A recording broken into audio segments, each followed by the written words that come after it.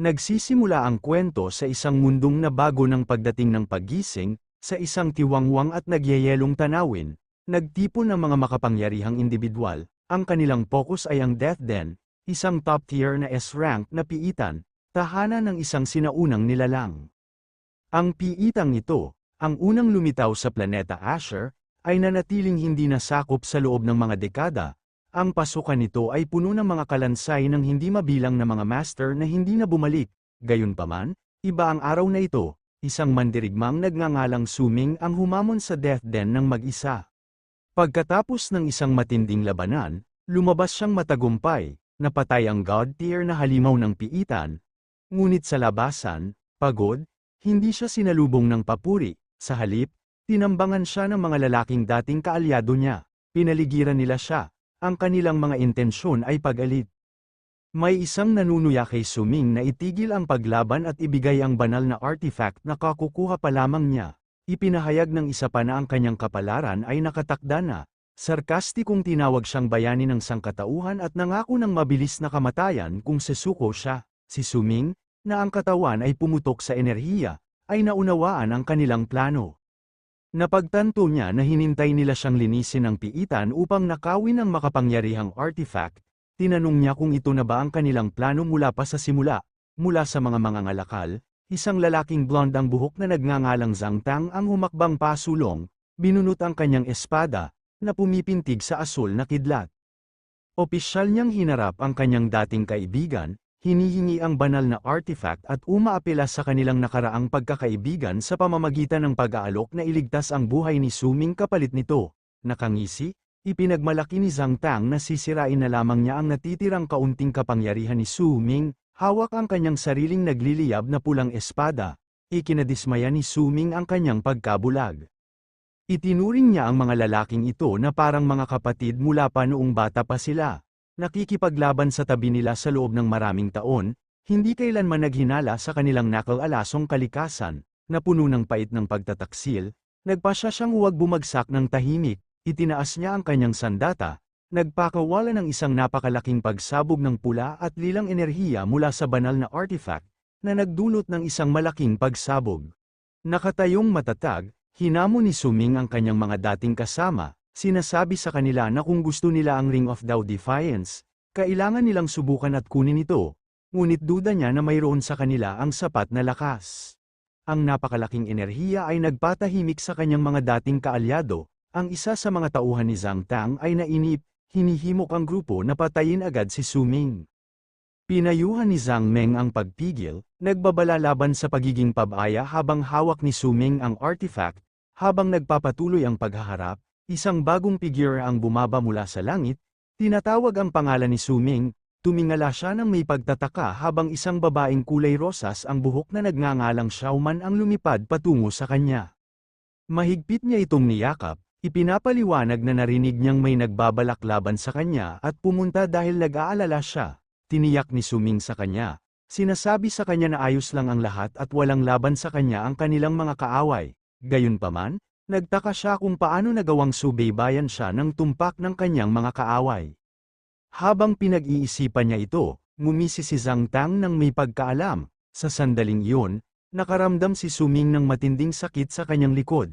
Sinaksak siya ni Xiaoman, ibinubulong na siya ang nagbunyag ng kanyang kinaroroonan. Gulat na gulat, tinitigan siya ni Su-Ming habang isang pulang magic circle ang kumikinang sa kanyang kamay kung saan niya hawak ang punyal. Hindi niya maintindihan kung bakit niya ito gagawin. Sa lahat ng tao, sa buong larangan ng digmaan, sumigaw si Zhang Tang sa tagumpay. Idineklara na ang panghuling catalysta ay nasa lugar na. Pagkatapos ay iniutos niya ang pag-activate ng isang imprisonment formation. Agad, isang malaking pulang sigil ang lumitaw sa langit sa itaas ni Su-Ming, na nakakulong sa kanya. Mula sa sugat, sumabog ang kumikinang na pulang kadena, na bumabalot sa kanyang katawan at pinipigilan ang kanyang enerhiya. Nakilala niya ang marka ng sumpa bilang pag-aari ni Ren Xiaoman at napagtanto na dapat ay matagal na niyang pinaplano ang kanyang pagtataksil. Lumakad si Zhang Tang at tumayo sa tabi ni Xiaoman, ipinulupot ang kanyang braso sa kanya, mapang-uyam niyang ipinaliwanag na ang imprisonment formation ay espesyal na inihanda para sa kanya at pipigilan siya sa pagpapalabas ng kanyang kapangyarihan. Idinagdag ni Xiaoman nang malupit na siya ay nakikipagrelasyon lamang kay Zhang Tang, malamig niyang ipinaalam kay Su Ming na ang kanyang tanging layunin ay maging isang kasangkapan, dahil sa kanyang bihirang siyam na bituin na talento, kailangan nila siya upang makuha ang banal na artifact para sa kanila. Sira at pinagtaksilan, bumagsak si Su Ming sa kanyang mga tuhod, sumisigaw sa galit at dalamhati, sa pagkakatali at walang kapangyarihan ni Su Ming. Iniutos ni Zhang Tang sa kanyang mga tauhan na patayin siya at kunin ang artifact, sumugod sila pasulong, kumikinang ang mga sandata, handa ng sumalakay. Ngunit nang malapit na sila sa kanya, sumabog ang lupa, isang malaking kalansay na kamay ang sumulpot, na sinundan ng isang alon ng mga kalansay na mandirigma na hamarang sa mga umaatake, na pinuprotektahan si Su Ming. Nagulat na tumingin si Su Ming, nagtataka kung sino ang dumating upang tumulong sa kanya. Ang tagapagligtas ay isang babae na may mapusyaw na kulay ube na buhok at isang hooded cloak. Nakilala siya ni Su Ming bilang si Jiao, isang necromancer. Lumapag siya sa pagitan ni Su Ming at ng kanyang mga kaaway, na may hawak na isang makapangyarihang staff. Hinikayat niya siyang huwag sumuko, determinado na pigilan ang mga kontrabida sa pagkuha ng artifact. Tinuya ni Zhang Tang ang kanyang pagdating, tinatanggihan siya bilang isa pang tao. Ipinagmalaki niya na sa 12-12 ng mga master sa kanyang panig, kahit na ang dakilang emperor ay hindi mililigtas si Su Ming ngayon, nagbanggaan ang kanyang mga tauhan sa mga undead summons ni Jiao. Si Zhang Tang, na galit, ay sumugod ng direkta kay Jiao, na idineklara na sinumang humadlang sa kanyang daan ay mamamatay. Habang nakikipaglaban si Jiao, binalaan siya ng isa sa mga tauhan ni Zhang Tang na bantayan ang kanyang tagiliran, ngunit ito ay isang pagkukunwari. Ang babala ay isang distraksyon, at lumingon siya sa gulat nang papalapit na si Zhang Tang. Iwinasiwas niya ang kanyang sandata na nababalutan ng kidlat sa kanya. Sinasabi sa kanyang kaklase na huwag maghinanakit sa kanyang mga aksyon. Si Su Ming, na nakakulong pa rin, ay maaari lamang manood sa pagkasindak at isiga ang kanyang pangalan habang kumukonekta ang atake. Sa pagkakapinsala ni Jiao, nakita ni Zhang Tang ang kanyang pagkakataon. Sinabi niya kay Su Ming na ang kanyang pag-aalala para sa ibang tao ay wala sa lugar at na ngayon na ang kanyang pagkakataon na mamatay. Pagkatapos ay ibinaon niya ang kanyang kumikinang na asul na talam sa dibdib ni Su Ming. Nakayuko, nag-alok si Zhang Tang ng isang panghuling malupit na pagpipilian, ibigay ang artifact at maaari niyang iligtas ang kanyang kaawa-awang buhay. Ngunit si Su Ming ay may isang huling gawa ng paglaban, hawak ang mga mahiwagang kadena. Dumadaloy ang dugo mula sa kanyang bibig. Tiningnan niya ang kanyang mga taksil na may dalisay na pagkamuhi. Tinawag niya silang ganap na mga halimaw habang isang nakakatakot na pula at itim na enerhiya ang nagsimulang mabuo sa loob niya. Sa isang panghuling, desperadong sugal, pinakawalan ni Su Ming ang isang mapanirang kakayahan, God-tier na pamamaraan, Annihilation Burst, isang napakalaking pagsabog ang sumabog mula sa kanyang katawan, na nagpilit kay Zhang Tang at Ren Xiaoman na umatras sa alarma. Pagkatapos, tahimik ang larangan ng digmaan, si Su Ming, na mortal na nasugatan, ay umabot, ibinubulong ang pangalan ni Jiao, gumapang siya sa kanyang tabi, kinakalong ang kanyang nasugatang katawan, puno ng panghihinayang, nagtatanong kung bakit siya pumunta para sa kanya nang biguin niya siya ng maraming beses. Si Jiao, na may mahinang, mapayapang ngiti, ay umabot upang hawakan ang kanyang mukha. Sinasabi sa kanya na kung ito na ang kanilang katapusan, dapat silang mamatay ng magkasama. Habang nauubos ang kanyang buhay, nakahanap si Su Ming ng isang panghuling pag-akyat ng lakas. Ang kanyang espada ay nagpakita at bumulusok sa lupa sa harap niya, isang deklarasyon laban sa kanyang mga kaaway. Hawak ng mahigpit ang katawan ni Jiao, si Su Ming, ang Godslayer, ay nanumpa ng isang taimtim na panunumpa. Ipinahayag niya na kung siya ay muling isisilang, hahanapin niya sina Ren Xiaoman at Zhang Tang at pupunitin sila. Ang kanyang mga taksil ay nanood mula sa malayo, naguguluhan. Pagkatapos, isang gulat na pagtanto ang sumili sa mukha ni Zhang Tang, naunawaan niya ang desperadong plano ni Su Ming, dadalhin niya ang banal na artifact kasama niya sa kanyang kamatayan, hinihila ito sa kailaliman ng Death Den upang hindi nila ito makuha. Sa kanyang huling panata, sinabi ni Su Ming sa kanila na kung gusto nila ang banal na artifact, kailangan nilang pumunta at kunin ito. Pagkatapos ay tumalon siya sa bangin, yakap si Jiao, at nahulog sa magulong enerhiya sa ibaba. Sa kanyang kamay, ang singsing ng Tao Defiance ay sumikat sa isang napakaliwanag, nakasisilaw, gininto ang liwanag. Ang mundo ay natunaw sa kaputian, ang kamay ni Su Ming ay nanlambot na parang tuluyan na siyang nilisan ng buhay, ngunit pagkatapos, bumalik ang kanyang kamalayan. Natagpuan niya ang kanyang sarili na hindi sa isang kailaliman, ngunit tumitingala sa isang asul na langit at isang pamilyar na gusali ng paaralan, na naguguluhan. Lumalim ang kanyang pagkalito nang marinig niya ang isang boses sa isang mikropono. Ipinapahayag ng isang announcer ang mga resulta ng ika-127 na Awakening Ceremony sa Xuanjin First Academy. Isang estudyanteng nagngangalang Wang Qiang ang matagumpay na nagising, ngunit ang kanyang bagong klase ay Enchanter, isang non-combat lifestyle class. Si Su Ming, na ngayon ay isang batang estudyante, ay nakatayo sa gitna ng isang grupo ng mga teenager. Narinig niya ang iba na nagkokomento na tila malas ang swerte ng paaralan ngayong taon. Ang mga salitang Awakening Ceremony ay tumama sa kanya, isang pamilyar na pakiramdam ang bumalat sa kanya nang mapagtanto niya nang may lubos na pagkabigla na siya ay naglakbay pabalik sa oras. Siya ay 18 taong gulang muli sa araw ng kanyang sariling Awakening Ceremony. Habang nakatayo si Su Ming sa gitna ng mga estudyante, ang kanyang mga alaala sa araw na ito ay bumalik ng may perpektong kailanman.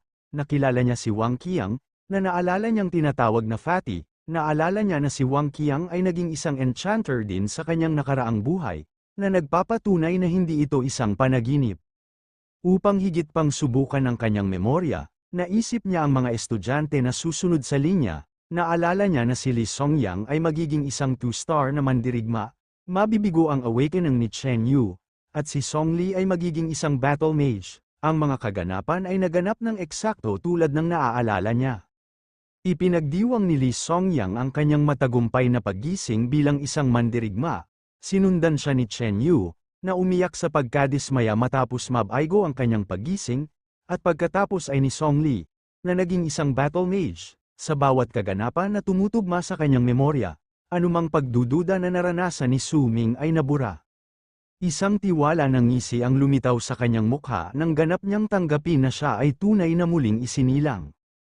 Ang kanyang ekspresyon ay mabilis na nagbago sa matinding galit habang ang masakit na alaala ng kanyang pagtataksil ni Zhang Tang at Ren Xiaoman ay sumili sa kanyang isipan. Nadama niya na ang pangalawang pagkakataong ito ay dapat na isang regalo mula sa langit, na nagbibigay sa kanya ng kapangyarihang muling isulat ang kanyang nakaraan at ipaghiganti ang kanyang mga panghihinayang. Ang kanyang mga iniisip ay naantala ng isang hininga mula sa karamihan. Sa entablado, isang mas batang bersyon ni Zhang Tang ang nagigising, na napapalibutan ng isang hindi kapani-paniwalang lilang aura. Tuwang-tuwang idineklara ng announcer na nagising si Zhang Tang ng isang bihirang nakatagong combat class, Demon Puppet Warrior, na may isang makapangyarihang 8 bituin na likas na katangian. Nagbulungan ang mga estudyante sa pananabik, nagkokomento na ang gayong makapangyarihang paggising ay inaasahan mula sa batang master ng prestihiyosong pamilya Zhang. Sa pagkarinig nito, tinitigan lamang ni Su Ming ang kanyang magiging kaaway ng may malamig, nag-aalab na pagkamuhi. Habang ipinagdiriwang ng announcer ang bagong henyo ng paaralan, naramdaman ni Su Ming ang isang tapik sa kanyang balikat. Lumingon siya at nagulat nang makita ang isang bata, malusog na jiyaw na nakasuot ng uniforme ng paaralan. Sinabi niya sa kanya na hinahanap niya siya. Nang makita ang kanyang gulat na ekspresyon, tinanong niya kung may mali ba. Labis na nabigla, mabilis siyang nagpakalma at sinabi na gusto lang niyang batiin siya ng maaga. Naguluhan ito kay Jiyaw, na nagtanong kung ano ang binabati niya sa kanya. Ang imahe ng kanyang pagkamatay sa kanyang mga bisig ay sumilay sa kanyang mga mata. Isang tunay at banayad na ngiti ang nabuo sa kanyang mukha. Sinabi niya ritong wala iyon at malalaman din niya sa lalong madaling panahon. Punong-puno ng taus-pusong ginhawa, idinagdag niya na napakagandang makita siyang muli. Katatapos lamang niyang magsalita nang tawagin ng announcer ang susunod na estudyante, si Jiao. Nagulat, nagtungo siya sa entablado, ipinatong niya ang kanyang kamay sa Celestial Steel, isang malaki at sinaunang artepakto na pumipitik ng asul na enerhiya. Nang dumampi ang kanyang mga daliri rito, isang napakalaking bugso ng kapangyarihan ang sumabog mula sa bato, na bumalat sa kanya. Ang boses ng announcer, na puno ng pagkabigla, ay nagpahayag na nagising ni Jiao ang isang nakatagong combat class, Necromancer, na may isang malakas na 7-star attribute. Ang ibang mga estudyante ay natigilan, nagbubulungan sa hindi paniniwala. Pinanood ito ni Su Ming ng may kalmado at nakakaalam ng ngiti. Iniisip na ang lahat ay nangyayari ng eksakto ayon sa kanyang inaasahan, at ngayon, siya na ang susunod, tinawag ng announcer si Su Ming. Habang naglalakad siya patungo sa entablado, hiniling ni Ji Yao na swertehin siya. Ang ibang mga estudyante ay hindi gaanong optimistiko, nagbubulungan na imposible para sa isang ikatlong nakatagong class na lumitaw, lalo na para sa isang ulila na tulad ni Su Ming. Ang eksena ay naglipat upang magbigay ng konteksto. Ito ay Planet Asher sa loob ng Dragon Nation, isang mundo na pinamumunuan ng makapangyarihang mga awakened. Ilang dekada na ang nakalipas, naganap ang pagdating ng awakening. Simula noon, bawat tao, sa pagtungtong ng 18, ay sumasali sa isang seremonya upang maging isa sa mga awakened. Ang mga individual na ito ay lubos na binago ang mundo, nagtataglay ng kapangyarihang baluktutin ang realidad at magkaroon ng malaking kayamanan. Gayunpaman, ang kapangyarihang ito ay may kapalit. Ang mga awakened ay dapat na patuloy na humarap sa walang katapusang mga hamon, harapin ang mga mababangis na hayop, at galugarin ang nakakatakot at halimaw na mga piitan. Habang naglalakad siya patungo sa Celestial Steel, nagmuni-muni si Su Ming sa kanyang nakaraang buhay. Naalala niya na, bilang isang ulila, umasa siya sa mga stipend at scholarship. Sa araw ng kanyang unang seremonya ng awakening, siya ay pinagpala ng langit. Isang kahanga-hangang fenomeno ang bumaba, at nagising siya sa isang hindi kapani-pani walang bihirang 9-star innate attribute, kasama ang isang maalamat na class na kilala bilang Godslayer. Ngayon, sa entablado sa kanyang pangalawang buhay, determinado siyang baguhin ang kanyang kapalaran. Inabot niya ang kanyang kamay patungo sa awakening artifact, nanunumpa na ngayon, ipapakita niya sa lahat ang isang bagong pagtingin sa kanya. Habang ginagawa niya ito, isang napakalaking bugso ng kulay ube at rosas na enerhiya ang sumabog, na lumikha ng isang kamanghamanghang phenomenon sa kalangitan. Nakatitig ang announcer sa hindi paniniwala. Nagtataka kung ang hindi kapani-paniwalang bugso na ito ay maaaring magpahiwatig ng pagsilang ng isang henyo na may 9-star attribute, o mas mataas pa. Si Ji Yao at ang ibang mga estudyante ay parehong natigilan. Inabot ni Su Ming, handang maramdaman ang pamilyar na bugso ng mga rune mula sa kanyang orihinal na awakening. Ngunit sa pagkakataong ito, mayroong kakaiba. Isang kumikinang na asul na sigil ang lumitaw sa kanyang dibdib. At mula rito, ang banal na artepakto na kinamatayan niya, ang Ring of Tao Defiance, ay lumitaw. Lubos siyang nagulat, napagtanto na ang ring ay kahit papaano ay bumalik sa nakaraan kasama niya. Bago niya ito maproseso, isa pang hindi inaasahang pangyayari ang naganap, isang kakaibang sensasyon ang kumalat sa kanyang katawan, at lumitaw ang isang holographic screen. Idineklara ng isang system notification na ang Ultimate Godslayer class system ay matagumpay na nagbubuklod sa kanya. Pagkatapos ay inanunsyo nito na binigyan siya ng system ng isang brand new class, at matagumpay ang kanyang awakening, ngunit sa halip na ang kanyang dating class, binigyan siya ng isang bagay na higit pa, isang mythic class na tinatawag na Sword God. Tanging pagtitig lamang ang nagawa ni Su Ming sa lubos na pagkamangha. Tinatanong ang pag-iral ng isang mythic class at ang bago at makapangyarihang titulo na kanyang natanggap. Ang napakalaking pulang enerhiya mula sa pagkagising ni Su Ming ay nag-iwan sa lahat na walang imik. Ang tagapagbalita, nagulat, ay nagtaka kung anong uri ng klase ang maaaring lumikha ng gayong kababalaghan. Sa karamihan, pinagdebatehan ng mga estudyante kung ano ang maaaring kahulugan nito. Nag-alala ang isa na kung ito ay isang hindi panglaban na klase. Si Su Ming ay mapapahamak. Binaliwala ito ni Zhang Tang, na nagsasabing sa gayong makapangyarihang pananaw, hindi ito maaaring isang klase sa pamumuhay. Gayunpaman, habang siya ay nanunood, tumulo ang pawis sa kanyang mukha mula sa napakalaking presyon ng enerhiya ni Su Ming, na napakatindi kaya hindi siya makagalaw. Nakatayo ng kalmado si Su Ming sa bagyo ng enerhiya, pinoproseso ang impormasyon mula sa ginintoang panel sa harap niya. Kinumpirma niya na ang kanyang awakened class ay ang Sword God, na iba sa Godslayer ng kanyang nakaraang buhay. Hinawakan niya ang interface ng system, na kumumpleto ng isang identification scan, na kinukumpirma ang kanyang pagkakakilanlan bilang Su Ming. Pagkatapos ay ipinakita nito ang kanyang bagong katayuan, ang kanyang klase ay ang Sword God. at nagtataglay siya ng isang ginintoang talento na tinatawag na Universal Ascension, na nagbibigay sa kanya ng kakayahang iangat o palagwin ang anumang bagay. Natigilan si Su Ming, napagtanto niya na ang isang ginintoang talento ay isang ranggo na mas mataas kaysa sa legendary 9-star class na kanyang Jin Aiseng dati, isang tiwala ng ngiti ang kumalat sa kanyang mukha habang nauunawaan niya na ang kanyang bagong kapangyarihan ay dapat na higit pa sa klase ng Godslayer. Sabik na makita ang kanyang mga bagong kakayahan, binuksan niya ang skill interface, ang kanyang pananabik ay nauwi sa pagkabigla. Ang screen ng skill ay nagpakita ng 0 progress at isang solong mensahe. Walang kakayahan na nagising, galit na galit si Su Ming, hinawakan niya ang holographic panel, na sumisigaw sa loob tungkol sa kung paano posibleng dumating ang isang ginintoang ranggo na talento nang walang kahit isang skill. Habang abala si Su Ming, ang karamihan ay naging balisa, naguguluhan tungkol sa pagkaantala. Sa wakas, tinawag ng tagapagbalita, na nagtatanong kung natapos na niya ang kanyang paggising, tinitigan ni Su Ming ang walang kasanayang interface sa galit.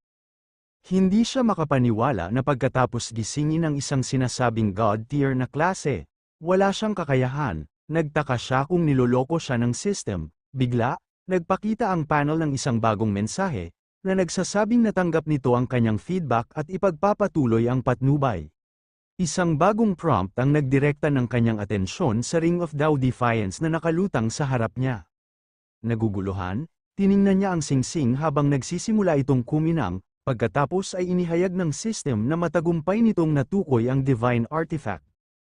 Sa sandaling makilala ang singsing, ang system panel ay sumikat ng maliwanag, at isang napakalaking haligi ng ginintoang liwanag ang sumabog mula sa posisyon ni Su Ming, na tumataas sa kalangitan. Ang malakas na shockwave ay sumabog palabas, na pinilit ang tagapagbalita, na siya ring punong guro ng akademya, na maghanda sa sarili, mataas sa itaas ng celestial steel, isang napakalaking, kumikinang, maraming kulay na bituin ang nagpakita na may bilang na 10 sa gitna nito.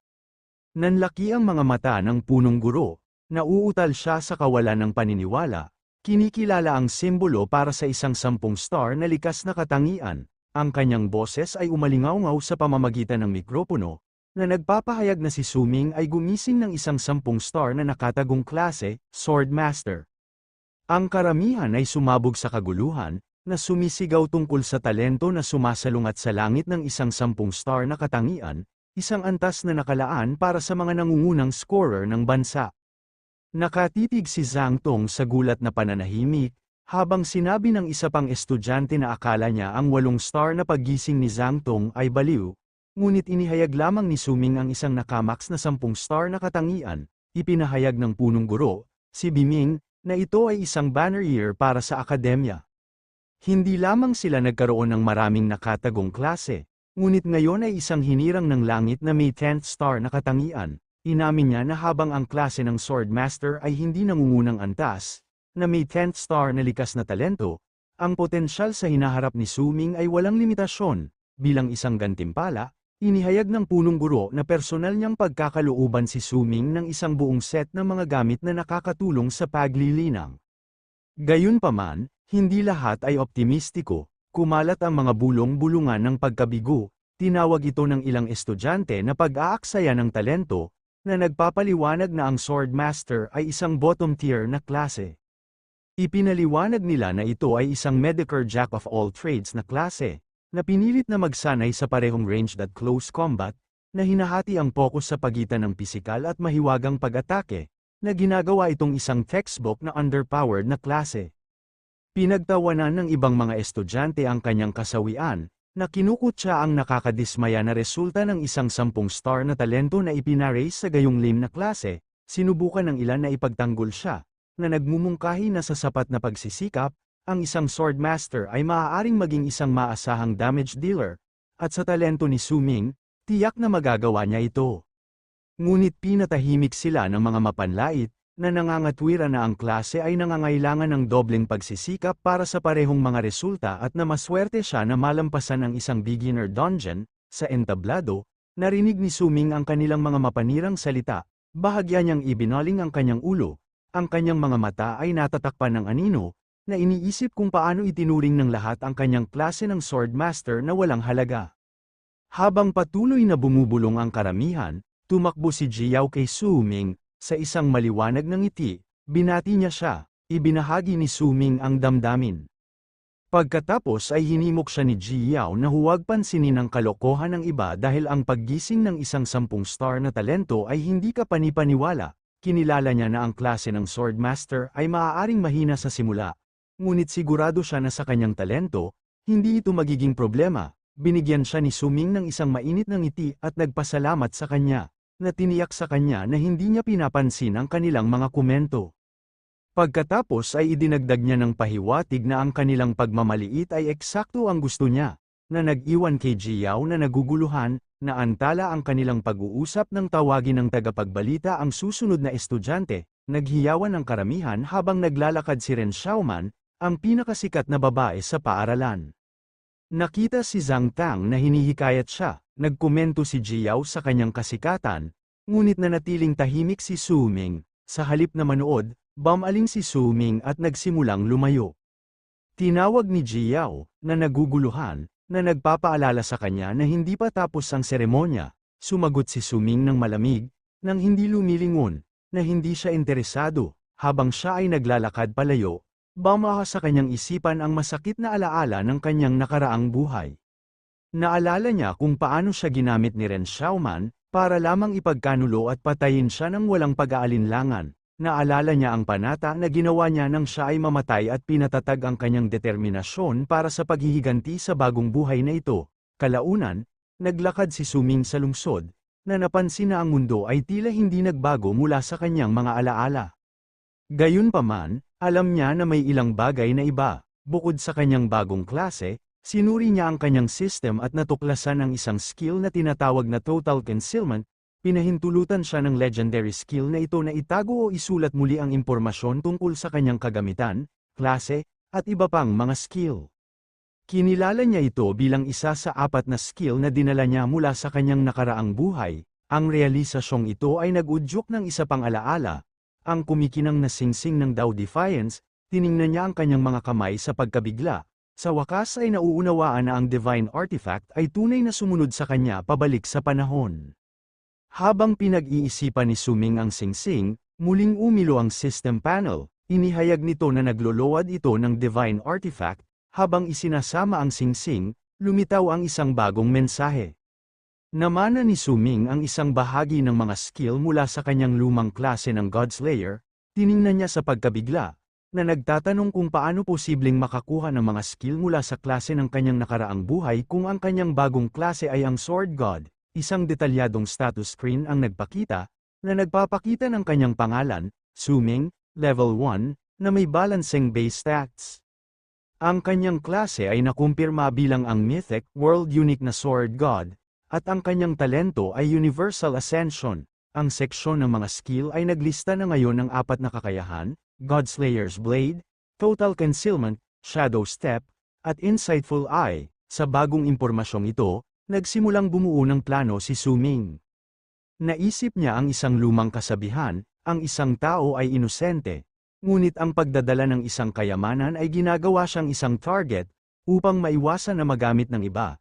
At dahil hindi pa siya sapat na malakas, alam niya na kailangan niyang maging maingat, habang ang kanyang 10-star na talento ay imposible itago, nagpasya siyang dapat niyang itago ang lahat ng impormasyon tungkol sa kanyang tunay na mythic class, ang Sword God. Nangako siyang sasamantalahin ang pangalawang pagkakataong ito at hindi uulitin ang kanyang mga nakaraang pagkakamali. Alam niya mula sa nakaraang karanasan na ang Beginner Dungeon Challenge ay darating sa ikalawang araw. Pagkatapos ng Awakening Ceremony, sa kanyang kaalaman at mga skill, tiwala si Su Ming na ang Beginner Dungeon ay hindi magiging hamon.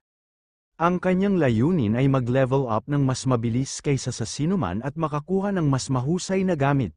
Upang gawin yon, nagpasya siyang hamanin ang pinakamahirap na boss ng dungeon mula sa simula, ngunit una, kailangan niya ng isang disenteng sandata. Samantala, sa isang marangyang silid sa isang mataas na skyscraper na pinangalanang palasyo, ibang eksena ang naganap, magkasama sina Zhang Tang at Ren Xiaoman. Kinantsawan ni Ren Xiaoman si Zhang Tang dahil dinala siya nito sa ganoong lugar pagkatapos ng seremonya. Inis na sinabi ni Zhang Tang sa kanya na huwag banggitin ang seremonya, nagrereklamo na ninakaw ni Suming ang kanyang moment. Si Ren Xiaoman naman, ay nagpaplano na. Sinabi niya rito na huwag magalit. Ipinapaliwanag na kahit na isa lamang Swordmaster si Suming, ang kanyang awakening attribute ay napakataas. Tiniyak niya rito na si Suming ay magkakaroon ng maraming halaga para magamit nila sa kalaunan. Na insulto, tinanong ni Zhang Tang kung ano ang ibig niyang sabihin. Ngumiti ng nakakaloko si Ren Xiaoman at ipinakita sa kanya ang isang bagay sa kanyang telepono. Habang tinitingnan nito ni Zhang Tang, ang kanyang ekspresyon ay nagbago mula sa inis patungo sa pagkagulat. Ipinaliwanag ni Ren Xiaoman ang kanyang plano na may malamig at kalkuladong tingin. Kumpiyansa siya na kung magbibigay siya ng kaunting pain kay Suming, kakagete niya ito.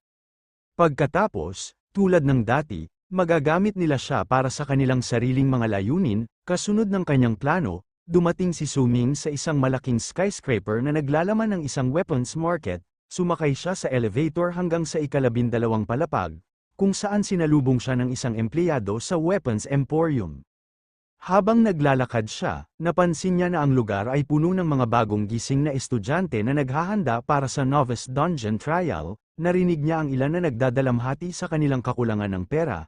Natanto na kailangan nilang magtrabaho ng gusto sa mga dungeon para sa isang disenteng armas. Ang atensyon ni Suming ay nakuha ng isang karamihan ng tao na nagtipon sa paligid ng isang tiyak na display.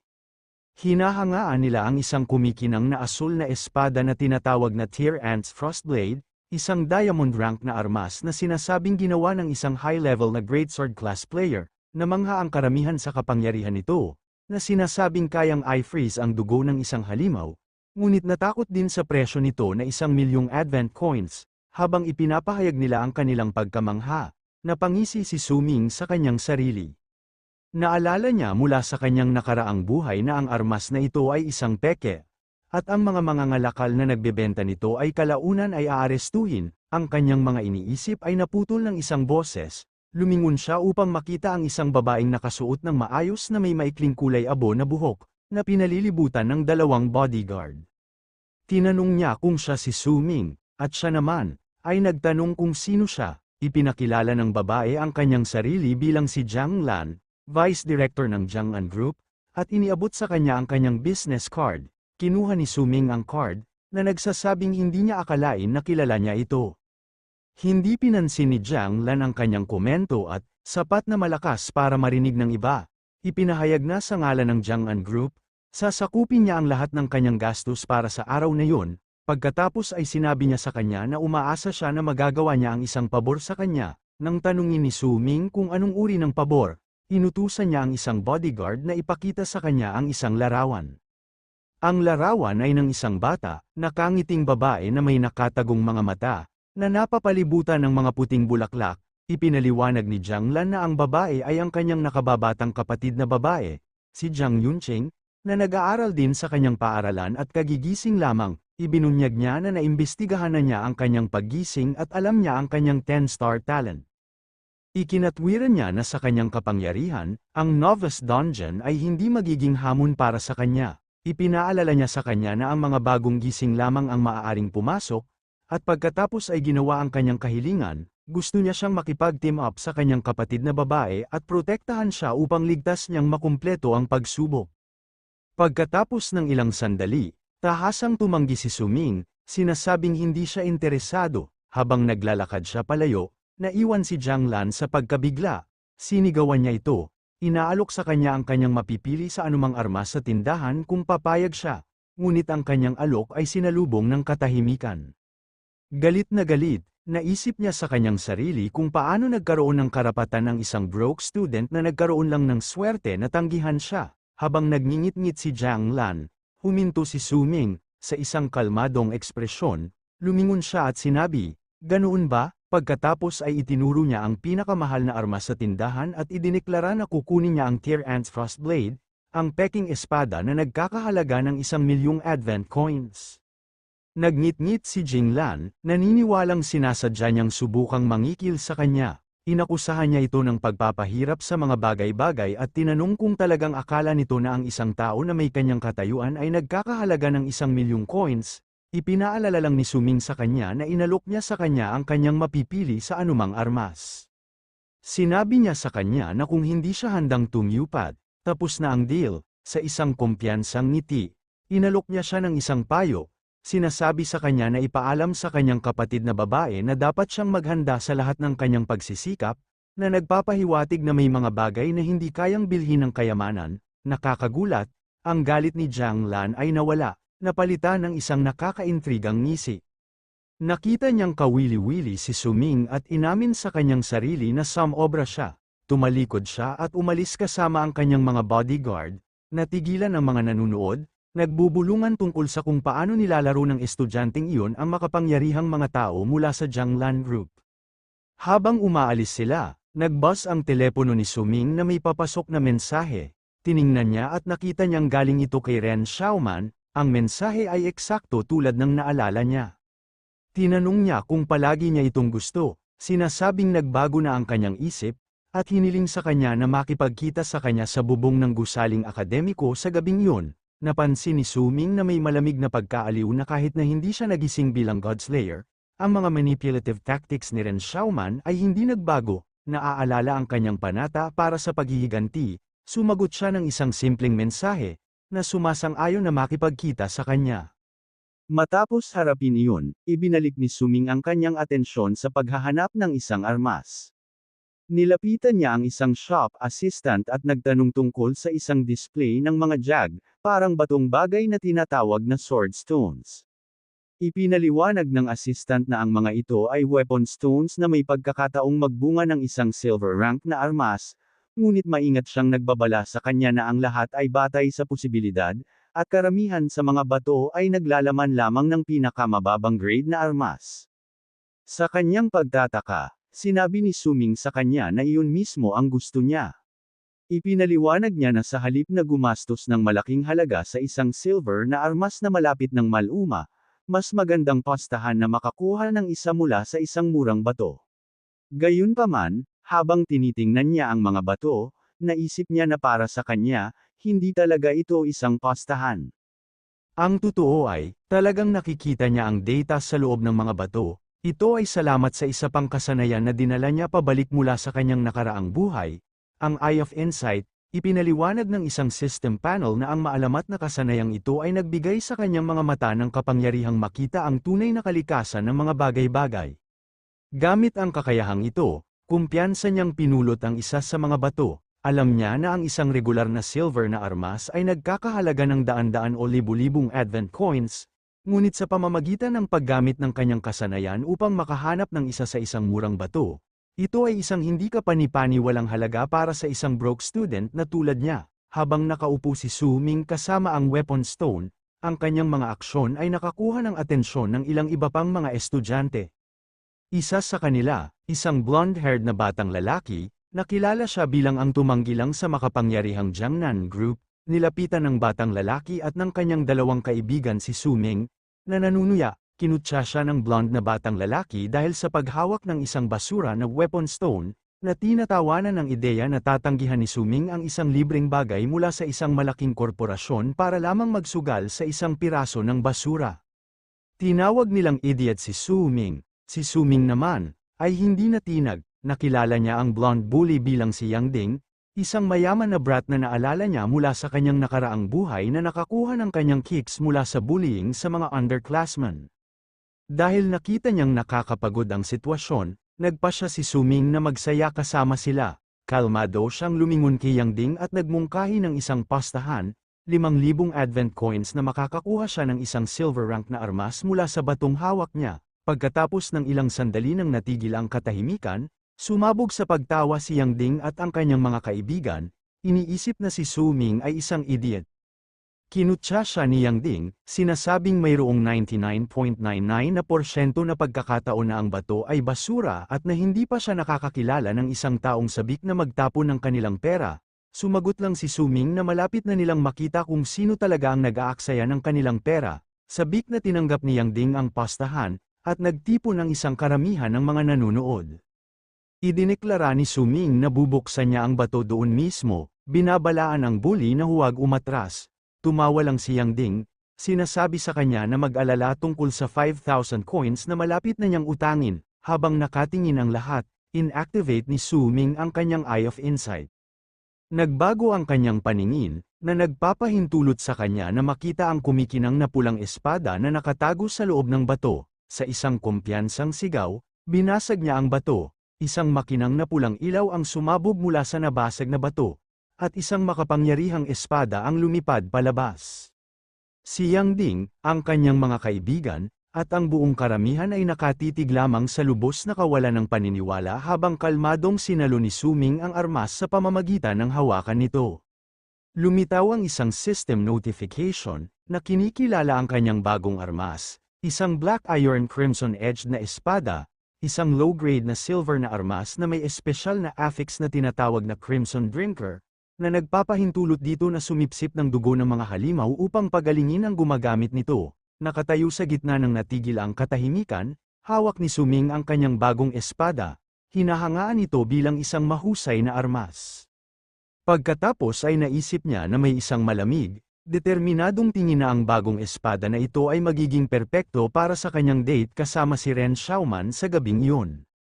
Si Yang Ding at ang kanyang mga kaibigan ay nakatayo sa natigil ang katahimikan, hindi makapaniwala na nakakuha si Su Ming ng isang silver rank na armas mula sa bato. Si Su Ming, na hawak ang espada, casual na sinabi na hindi ito masama, partikular na ang kakayahan nitong lifesteal, na binabanggit na aalisin nito ang kanyang pangangailangan para sa isang healer sa paparating na dungeon trial. Kinumpirma ng isang system panel na ang armas ay isang silver rank na black steel na espada na may plus 10% lifesteal. Habang nakatitig si Yang Ding sa gulat, itinuro ni Su Ming ang talam sa kanya. Ipinapaalala sa bully na ang isang pastahan ay isang pastahan at ang 5,000 advent coins ay kanya na ngayon. Natalo, inilipat ni Yang Ding ang pera. Nagmamadaling umalis, sumigaw siya na hindi niya makakalimutan ang kahihiyang ito. Pinayuhan lamang siya ni Su Ming na huwag gumawa ng gayong mga pabayang pastahan sa hinaharap. Ang shop assistant ay tumingin sa pagkamangha. Natanto na maraming taon na ang nakalipas mula nang may nakakuha ng isang tunay na armas mula sa isa sa kanilang mga bato. Sa kanyang mga panalo, bumalik si Su Ming sa counter para sa isang kaluban, nagtatanong kung sapat na ang 5,000 coins, kinumpirma ng naguguluhang assistant na ito ay sapat na, bumili siya ng isang ginintuang, ornate, silver rank na kaluban na nagpapababa ng weapon durability loss ng 50%. Nasiyahan si Su Ming. Alam na lubos nitong babawasan ang pagkasira ng espada, habang hawak niya ang kanyang nakasukbit na espada. Lumitaw ang isang system notification, na nagtatanong kung gusto niyang i-activate ang isang nakatagong function na tinatawag na weapon manifestation. Nagpa siya siyang huwag gawin ito. Iniisip na hindi pa ito ang tamang oras. Na may ngisi, naisip niya kung paano niya kailangan pang kunin ang bagong armas na ito at itaas ang ranggo nito. Kalaunan, naglalakad sa isang parke, pinag-isipan ni Su Ming ang kanyang sitwasyon, kinilala niya na pagkatapos magising bilang sword god, wala siyang isang magagamit na class skill. Gayunpaman, ang kanyang klase ay may kasamang isang hindi kapani-paniwalang makapangyarihang primal talent, Universal Ascension. Ang natatanging talent na ito ay nagpapahintulot sa kanya na i-upgrade ang kalidad ng anumang item ng isang beses, na ginagawang tunay na karapat-dapat ang kanyang mythic na klase sa ranggo nito. Hawak ang kanyang espada, sinubukan niya ang kapangyarihang ito. Inihayag ng isang system notification na ang Universal Ascension ay na-activate, matagumpay ang Ascension, at nakuha ang Crimson Drinker effect, nagsimulang kumislap ang espada na may isang makapangyarihang pulang aura. Ipinakita ng isang huling notification ang bagong status ng armas. Isang Crimson Black Steel Sword ng High Silver Rank, ang kakayahan nitong Crimson Drinker ay pinahusay upang maubos ang dugo ng target sa pagkakadikit, at nakakuha ito ng isang bagong kasanayan, Bloodthirst, na nagbibigay ng isang pansamantalang +5 boost sa lahat ng stat sa loob ng 30 segundo pagkatapos pumatay ng isang halimaw. Nasiyahan si Su Ming sa pag-upgrade. Sa pagkumpleto ng mga paghahanda, inactivate niya ang Hidden Weapon Manifestation, na kumpiyansa na ang beginner dungeon sa susunod na araw ay hindi magiging hamon. Kalaunan noong gabing iyon, dumating si Su Ming sa bubong ng gusaling akademiko. Nakatayo siya na nakasilhouette laban sa futuristic na cityscape, ang kanyang bagong espada sa kamay. Naroon na si Ren Xiaoman, lumingon siya na may seductive na ngiti at binati siya. Mapaglarong pinagsasabihan siya dahil nahuli siya, agad na nawala ang kanyang ngiti. Nang walang salita, hinampas ni Suming ang kanyang espada sa kanya, sumigaw siya at bahagyang nakaiwas sa atake habang ang Talem ay bumulusok sa konkretong ledge kung saan siya naroon, nakatitig siya sa kawalan ng paniniwala, nagtatanong kung ano ang ginagawa niya.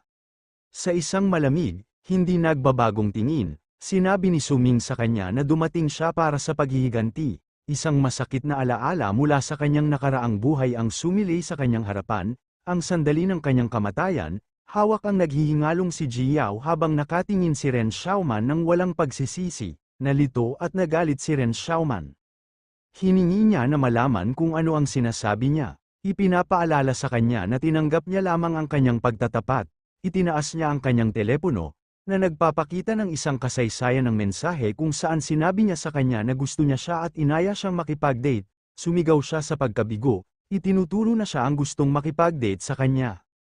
Hindi niya maintindihan kung bakit sinusubukan niya siyang saktan ngayon, nakatayo lang doon si Su Ming, matigas at tahimik ang kanyang ekspresyon, tiningnan niya siya na may isang malamig, nakakaalam na ngisi.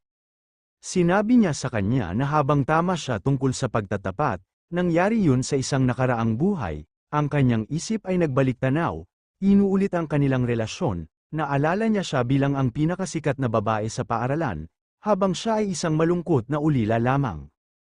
Naalala niya ang araw pagkatapos ng unang seremonya ng paggising, nalungkot, nilapitan siya nito, na may isang mabait na ngiti. Tinanong kung okay lang siya, mula sa araw na iyon, naramdaman niya na may nagmamahal sa kanya. Humantong ito sa kanyang text message na pagtatapat, ang kanilang mga romantikong date, at ang kanilang pagtatalik, ngunit ang masayang nakaraan na iyon ay winasak ng alaala ng isang litrato niya at ni Zhang Tang na magkasama, isang simbolo ng kanyang sukdulang pagtataksil. Bumalik sa kasalukuyan, ang mukha ni Suming ay napilipit sa galit habang sumisigaw siya na lahat ng ito ay kasinungalingan. Galit siyang inakusahan siya, na nagdedeklara na alam niya ang lahat tungkol sa kanyang madilim na pakikitungo kay Zhang Tang, at ginagamit lamang siya nito. Ganap na nagulat si Ren Xiaoman, na nag-uutal na nagsasabing nagsasalita siya ng walang kaparikon at sinusubukang tanggihan ang kanyang mga akusasyon, ngunit walang humpay si Suming. Sinabi niya sa kanya na alam niya kung nagsisinungaling siya o hindi, at ang kanyang maayos, magandang persona ay isang panloloko. Pagkatapos ay yumuko siya. Ang kanyang boses ay puno ng kamandag, at sinabi sa kanya na ang kanyang tunay na sarili ay walang iba kundi isang walang kabuluhan, walang hiyang tao. Sa puntong ito, ganap na nawasak ang pagtitimpi ni Ren Xiaoman. Ang kanyang mukha ay napilipit sa galit habang ibinababa niya ang kanyang pagkukunwari. Sinigawan niya siya, nagtatanong kung ano ang maaari niyang malaman at tinawag siyang ulila. Madilim niyang sinabi na kung ang kanyang talento ay hindi nagkakahalaga ng anuman, hindi man lang siya nagkaroon ng pagkakataong makipag-usap sa kanya. Pagkatapos ay tinakat niya siya, sumisigaw na hindi siya o si Zhang Tang ay hahayaang makatakas siya sa panlalait sa kanya. Sinalubong ni Suming ang kanyang mga banta ng isang nagwawalang bahala ng ngisi, hinamon niya siya na dalhin ito. Ngunit iminungkahi na dapat siyang mas mag-alala tungkol sa kung paano maaapektuhan ng maliit na affair na ito ang kanyang maingat na ginawa, dalisay na parang jade, pampublikong imahe. Ang huling panunuya na ito ay nagtulak sa kanya sa gilid, nagngangalit sa galit, sumugod siya para sa espada na iniwan ni Suming sa konkreto at hinampas ito sa kanya. Habang lumilipad ang talam patungo sa kanya, naisip ni Suming sa kanyang sarili na ang kanyang mga aksyon ay tulad ng sa kanyang huling buhay. Gayunpaman, sa pagkakataong ito ay handa siya, habang malapit nang tumama ang espada, sumabog ang mga galamay ng pulang enerhiya mula sa talam, na pinipigilan ito sa ere at iniiwan si Ren Xiaoman na ganap na nagulat, ipinaliwanag ni Suming na nakita niya itong darating, alam ang kanyang hilig sa paninira. Kinumpirma ng isang system notification ang pag-activate ng kakayahan ng kanyang armas na Crimson Drinker. Ang mga galamay ng pulang enerhiya ay sumugod mula sa talam at bumalat kay Ren Xiaoman, ibinunyag ni Suming ang kanyang bitag. Sa sandaling targete niya siya gamit ang kakayahan ng kanyang armas, ang kanyang kapalaran ay natatakan, ang mga galamay ay sumugod pasulong, na tumama sa kanya ng direkta sa mukha, nagpakawala siya ng isang nakakabinging hiyaw ng paghihirap, na sumisigaw na nasira ang kanyang mukha. Habang bumagsak siya sa lupa, Tumayo si Suming sa ibabaw niya at malamig na sinabi sa kanya na dinala niya ito sa kanyang sarili. Sasabihin na sana niya na ito ang simula ng kanyang paghihiganti. Ngunit sumabat siya, sumisigaw na ipapapatay niya siya kay Zhang Tang. Hindi natitinag, naalala lang ni Suming ang kanyang espada, na nag-dematerialize sa kanyang inventory. Pagkatapos ay tumalikod siya at umalis, sinasabi sa kanya na pumunta at sabihin kay Zhang Tang na maaari siyang pumunta para sa kanya kahit kailan siya handa. Ipinahayag niya na ang paghampas ngayon ay ang kanyang paghihiwalay. Habang iniiwan niya siyang umiiyak sa bubong, naisip niya na ang talam na ito ay nagsilbi rin upang putulin ang pagmamahal na dating pinahahalagahan niya ng labis. Kalaunan, nakatanggap siya ng notification sa kanyang telepono. Ito ay isang regalo mula sa akademya. Ang mensahe ay mula kay Principal Wang, na binabati siya sa kanyang paggising at nagbibigay sa kanya ng isang reward package upang tulungan siyang maghanda para sa beginner dungeon. Ang package ay naglalaman ng isang fortification pill, isang combat gear package, at 10,000 advent coins.